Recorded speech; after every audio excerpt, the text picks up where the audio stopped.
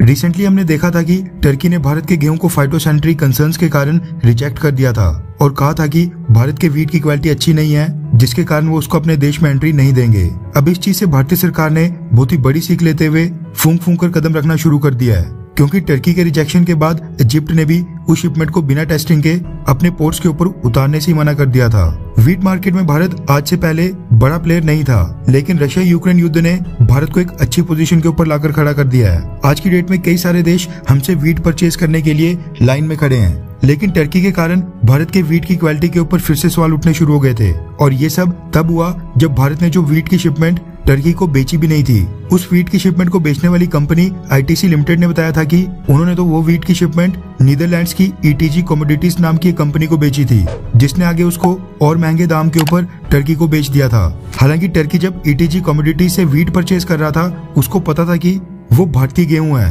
क्योंकि origin of product यानी वो प्रोडक्ट कौन से देश से आया है ये जाने बिना कोई भी देश फूड आइटम्स कभी परचेज नहीं करता है। अब यहाँ पर साफ दिखाई दे रहा है कि भारतीय सरकार ने डायरेक्टली टर्की को वीट बेचने की परमिशन नहीं दी थी, न ही भारतीय कंपनी आईटीसी लिमिटेड ने डायरेक्टली टर्की को वीट बेचा था। लेकिन उसके बावजूद भारत का वीट जाकर टर्की के पास पहुंच गया और उसके परिणाम स्वरूप भारत के वीट की बदनामी हुई। ये तो हुआ, लेकिन इसके साथ ही हमारे वीट के ऊपर बैठे बैठे मार्जिन कमा लिया थर्ड पार्टी यानी नीदरलैंड्स की कंपनी ने। टर्की का केस तो चलो सामने आ गया, लेकिन ऐसे कई सारे देश हैं जिनको भारत आज की डेट में वीट एक्सपोर्ट नहीं कर रहा है, लेकिन जिन देशों को वीट एक्सपोर्ट किया जा रहा है वो आगे भारतीय गेहूं को रीब्रांड करके गेहूं को पीसकर आटा बनाकर री एक्सपोर्ट कर रहे हैं। टर्की वाला विवाद पैदा होने के बाद भारत की सरकार अब इस चीज को लेकर बहुत ही ज्यादा सख्त हो गई है, और जो भी देश अब से भारत के पास गेहूं परचेज करने आ रहा है उस देश से अब बकायदा आश्वासन लिया जा रहा है कि अगर हम उनको गेहूं बेचते हैं तो हमारा गेहूं वो आगे किसी और देश को सप्लाई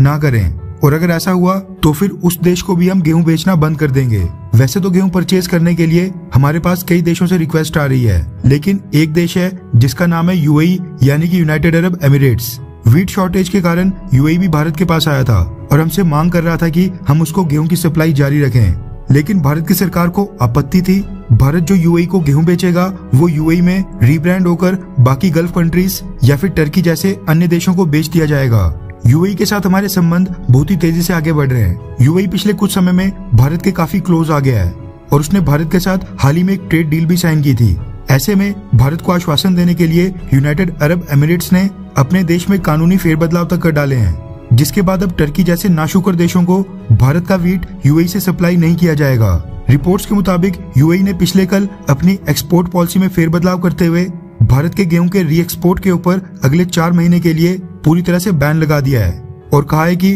भारत से खरीदा गया वीट डोमेस्टिक कंजप्शन यानी यूएई के खुद के लोगों के लिए होगा। कई देश भारत से गेहूं परचेज करके आगे उसको पीसकर आटा बनाते थे और फिर उस आटे को रीब्रांड करके टर्की जैसे दूसरे देशों को बेचा करते थे और ह्यूज प्रॉफिट कमा रहे थे। भारतीय सरकार को इस चीज से भी आपत्ति थी, जिसके बाद यूएई ने कहा है कि वो 4 महीने के लिए न सिर्फ भारत के गेहूं बल्कि जो भारत के गेहूं को पीसकर आटा बनाया जाएगा उसको भी किसी अन्य देश को एक्सपोर्ट नहीं करेंगे, और उसके एक्सपोर्ट के ऊपर भी 4 महीने के लिए रोक लगा दी गई है। यूएई के ये दोनों कदम उठाने के बाद अब माना जा रहा है कि भारतीय सरकार यूएई को गेहूं की सप्लाई बेचना दोबारा से शुरू कर देगी। माना जा रहा है कि आगे जिस भी देश को वीट एक्सपोर्ट करने की परमिशन दी जाएगी, पहले उस देश से आश्वासन लिया जाएगा कि भारत का गेहूं या फिर भारत के गेहूं का आटा आगे किसी भी और देश को ना बेचा जाए, ताकि टर्की वाले इंसिडेंट की तरह दोबारा भारत की बदनामी तो ना हो। खैर, आपको क्या लगता है कि क्या ये मोदी सरकार का सही फैसला है, हाँ या फिर ना? नीचे कमेंट करके अपनी राय जरूर बताएं।